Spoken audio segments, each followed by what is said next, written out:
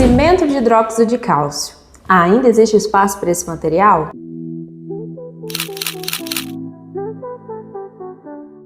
Olá pessoal, eu sou a professora Gisele Reis. Estou aqui para trazer uma odontologia séria, baseada em evidências e sem modismos. Vem comigo nesse projeto de aulas semanais, onde eu vou direto ao ponto nas dúvidas clínicas. Bom pessoal, o cimento de hidróxido de cálcio foi um material amplamente utilizado na odontologia por muito tempo. E realmente, gente, o hidróxido de cálcio em si tem ótimas propriedades, né? Ele é um material alcalino, antibacteriano, que induz a formação de dentina terciária e reparadora. Então, sim, ele tem grandes propriedades e ótimas utilizações. Mas hoje, com o advento da adesão, a utilização do cimento de hidróxido de cálcio, então não confundam com hidróxido de cálcio PA, entrou em dúvida, né? Nós viemos também de uma era do amálgama, onde o amálgama é um material que não tem, que não consegue isolar mecanicamente e termicamente a dentina. Então, para as restaurações em amálgama, o hidróxido de cálcio tinha um papel fundamental, que era fazer esse isolamento da dentina subjacente. Hoje, com a resina composta, a gente não tem mais esse problema. A resina, ela é um ótimo isolante térmico, então ela não conduz estímulos térmicos para a polpa. E aí, a gente questiona se realmente o cimento de hidróxido de cálcio precisa ser utilizado, principalmente em cavidades muito profundas. Eu sei que a grande maioria de vocês aprendeu que em restaurações muito profundas a gente deve fazer a proteção pulpar indireta com cimento de hidróxido de cálcio, cimento de ionômero de vidro, posterior restauração. Mas será que isso tem embasamento científico? E essa pergunta já foi feita e já foi respondida. Tiveram alguns artigos que pesquisaram se colocar cimento de hidróxido de cálcio como forramento da dentina profunda e cera odontológica, teria alguma diferença. E sabe o que eles encontraram nesses artigos? Diferença nenhuma. Então, se eu colocasse cera odontológica ou cimento de hidróxido de cálcio, o desfecho, então, a intervenção endodôntica ou a falha daquele tratamento por falha endodôntica não tinha diferença. Então, gente, o cimento de hidróxido de cálcio colocado sobre a dentina, na verdade, não tem efetividade nenhuma para restaurações em resina composta. Então, hoje, o uso do cimento de hidróxido de cálcio para proteção pulpar indireta já é demonstrado que não é necessário, tá? E aí tem um outro ponto. A técnica de inserir o cimento de hidróxido de cálcio em cavidade não é uma técnica tão simples. O cimento de hidróxido de cálcio, ele toma presa muito rápido, né? E quando a gente coloca ele em cavidade, eu tenho que colocar só no fundinho da cavidade, só naquela região mais profunda, próxima à polpa, sem pegar nas paredes circundantes e sem pegar nas margens da cavidade. Por quê? Porque o cimento de hidróxido de cálcio tem baixas propriedades mecânicas, então ele é fraco. Tem baixa solubilidade, então em meio bucal ele vai dissolver. Então eu não posso colocar esse material ali nas margens da cavidade, senão eu tenho grande chance de comprometer mecanicamente a minha restauração. E aí, às vezes eu posso colocar um material que não ia ter função biológica como eu esperava e vou comprometer mecanicamente a função da minha restauração. Então assim, hoje a gente já entendeu que na verdade para restaurações em resina composta, o cimento de hidróxido de cálcio já não tem mais utilidade e é uma técnica difícil de ser executada, tá? Mas eu sei que muitos profissionais ainda têm esse apego, ainda sentem insegurança de em uma cavidade muito profunda não colocar o hidróxido de cálcio. Ah, professora, mas será que não vai dar uma sensibilidade pós-operatória? Será que esse paciente não vai ficar sentindo dor, né? Então, gente, a questão é, se você fizer a técnica muito bem feitinha, mal não vai fazer, né? Então, se você colocar ali um cimento de hidróxido de cálcio só no fundinho da cavidade e uma camada bem fininha, com critério, isso não vai prejudicar a sua restauração. O que eu tô querendo dizer é, não façam o uso indiscriminado do cimento de hidróxido de cálcio. em cavidades às vezes rasas e médias, com essa prerrogativa de que vamos evitar uma sensibilidade pós-operatória. Principalmente se você estiver utilizando um adesivo que não condiciona a dentina, tá? Então, a minha dica aqui é repensar o uso indiscriminado.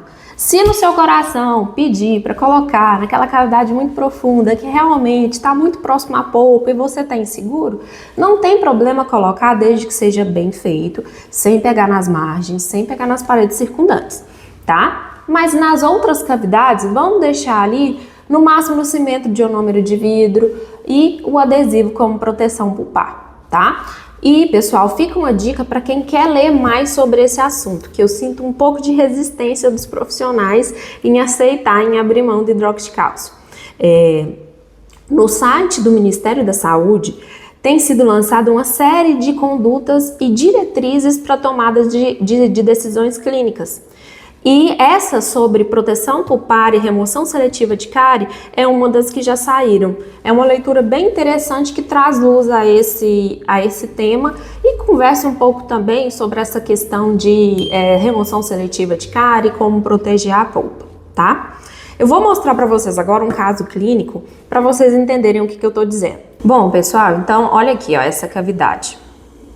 Eu restaurei esse dente essa semana. Então aqui um dente com um amálgama extenso, MOD, né? Amálgama já é um tipo de situação que muitas vezes com a troca vem a sensibilidade pós-operatória. Então aqui a gente estava com esse amálgama bem extenso, tinha um pouquinho de desadaptação marginal, tinha já um reparo em resina. Então aqui a indicação de substituição estava mais do que certa, né? Após removido, me deparei com essa situação aqui, ó. Cavidade bem profunda, mas repleta de dentina terciária, né? Então tinha uma proteção pulpar antiga aqui já, né? Poderia ser não sei ao certo se é o próprio cimento de hidróxido de cálcio ou se é um fosfato de zinco, que também já foi muito utilizado como proteção pulpar, né? E aí minha conduta aqui é remover todo esse material, que eu não sei nem o que é, não sei se isso foi bem executado, então eu vou remover todo o material e eu sei que a grande maioria dos profissionais optariam por colocar uma proteção pulpar aqui, por ser uma cavidade bem profunda e pelo risco de sensibilidade pós-operatória, né? Principalmente aqui, ó, nessas paredes axiais. Eu acho que mais do que nessa parede pulpar, nessa parede axial aqui, realmente existe uma proximidade muito grande. Mas aí, gente, é aquilo que eu falei.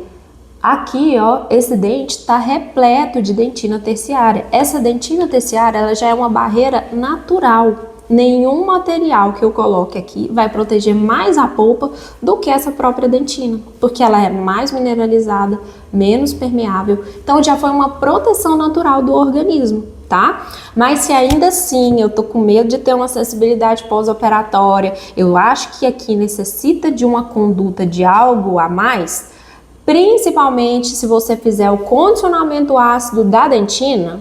Não foi o que eu fiz, mas se você condicionar essa dentina, ela vai realmente ficar um pouco mais permeável, os túbulos estarão mais abertos e eu tenho realmente um risco maior de uma sensibilidade pós-operatória. Aí você pode, se você acha que vai ficar mais seguro, colocar uma proteção com um cimento de hidróxido, com um ionômero de vidro, que foi o que eu optei a fazer, tá? Eu não condicionei essa dentina aqui, eu uso o adesivo autocondicionante. Mas eu achei que aqui, pelo risco de sensibilidade pós-operatória, tudo mais, eu achei que convinha colocar uma proteção com cimento de ionômero de vidro, tá? Então foi isso que eu fiz. Então, ó, só nas paredes mais profundas da cavidade, aqui na parede axial e pulpar, eu coloquei um cimento de ionômero de vidro modificado por resina composta como proteção adicional. Para quê? Para impermeabilizar essa dentina mais profunda ali, ainda mais, tá? E eu não correr o risco de ter uma sensibilidade pós-operatória. Então, gente, o cuidado, mesmo com o cimento de ionômero de vidro, para colocar a proteção pulpar, para colocar esse forramento, é a mesma, tá? Então, eu vou usar um aplicador de cimento de hidróxido de cálcio, vou pegar ali só um pouquinho de ionômero e deixar somente nessa porção mais profunda da cavidade, sem pegar nas paredes circundantes. Então, gente, a conduta atual é essa. Se eu achar que existe necessidade ainda de uma proteção, eu vou optar por cimento de ionômero de vidro, tá? Só na porção mais profunda da cavidade, sem pegar nas paredes circundantes. Eu vou bater bastante nessa tecla, que isso aqui pode ser o que vai fazer a sua restauração falhar, tá? E para cavidades médias a rasas, somente o adesivo já é considerado um material de proteção pulpar sem nenhum outro produto a mais. Agora, gente, eu vou mostrar um caso aqui que não justifica a utilização de uma proteção pulpar, tá? Bom, gente, aqui é uma situação que não há necessidade de nenhuma proteção. Então, ó, um dente com bastante dentina terciária, onde não existe uma profundidade muito grande, essa cavidade aqui é uma cavidade média, então aqui não há necessidade nenhuma, nem de cimento de ionômero de vidro, nem de cimento de hidróxido de cálcio. Essa outra aqui do premolar, menos ainda. Uma cavidade rasa. Se eu coloco aqui qualquer material de proteção, quase que não me sobra espaço para a resina. E aí, o risco da minha resina falhar é bem mais alto. Ai, professora, mas eu uso adesivo convencional, eu condiciono dentina, o meu foto não é tão bom, eu não me sinto segura sem fazer o cimento de hidróxido de cálcio em cavidades muito profundas. Tá, tudo bem, gente, é igual eu falei, existe um receio muito grande de abandonar o cimento de hidróxido de cálcio. Nesses casos, se seu coração pede, você está muito inseguro, você pode fazer, mas desde que seja bem conduzido, tá? Então, aqui um exemplo, ó, de uma proteção pulpar indireta com cimento de hidróxido de cálcio bem executada. Foi aqui uma cavidade que estava bem profunda. Nesse caso aqui foi feito até um tratamento expectante, então fez uma remoção seletiva de dentina, cariada, colocou um material provisório e numa outra sessão foi restaurar. O profissional optou por colocar o cimento de hidróxido de cálcio, mas olha lá, uma camada bem fina,